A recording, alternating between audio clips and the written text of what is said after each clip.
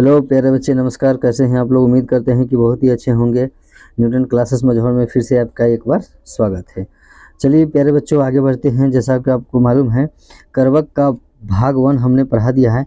आज हम लोग इसका सेकेंड भाग देखने वाले हैं। ठीक है, तो चलिए ध्यान पूर्वक आप इसको समझिए किस तरह से मलिक मोहम्मद जैसी ने अपनी इस रचना को किए हैं और इसमें क्या क्या बातें दिया गया बहुत गहराई रूप से। चलिए इसको हम लोग समझते हैं। ठीक है ना।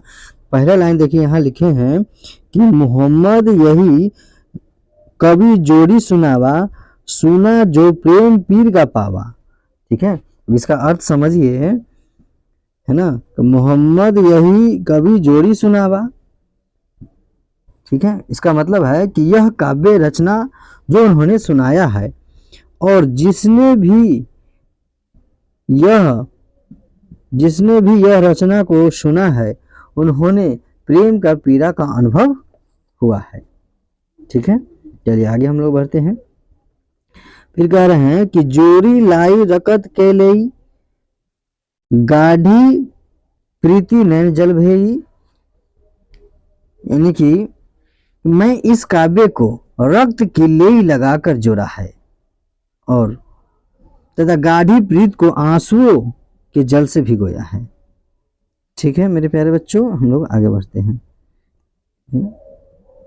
चलिए अब देखिए, यहाँ पर यह है आपका कि ओ मन जानी कवित अस किन्हा, मकु या रहे जगत महिम चिन्हा। इसको समझते हैं कि ओ मन जानी कवित अस किन्हा। कवि मलिक मोहम्मद जैसी कहते हैं कि मैं इस काव्य का रचना यह जानकर किया हूं कि मेरे रहने न रहने के बाद भी इस संसार में मेरी आखिरी यह निशानी है।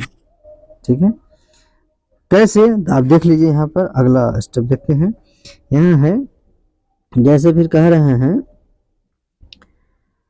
कहाँ सो रतन सेनी अस राजा, कहाँ सुआ असी बुद्धि उपराजा।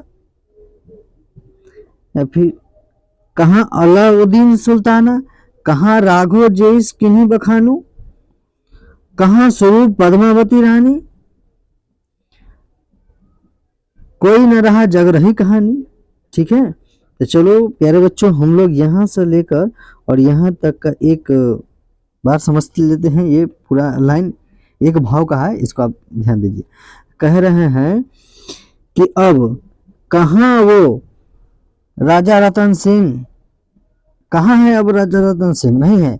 कहाँ वो बुद्धिमान सुबह है? वो बुद्धिमान सुबह भी नहीं है।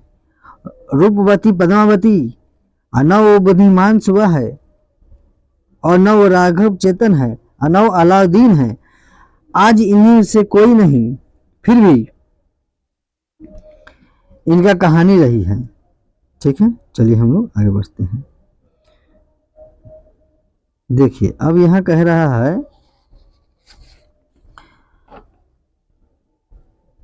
धनी सो पुरुष जस कृति जासु, फूल मरे पर मरे न बासु। ना कि वह पुरुष धन्य है, वह पुरुष,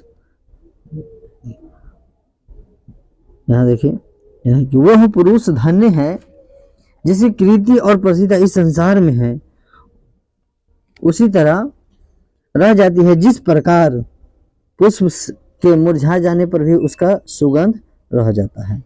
ठीक है, चलिए हम लोग आगे बढ़ते हैं।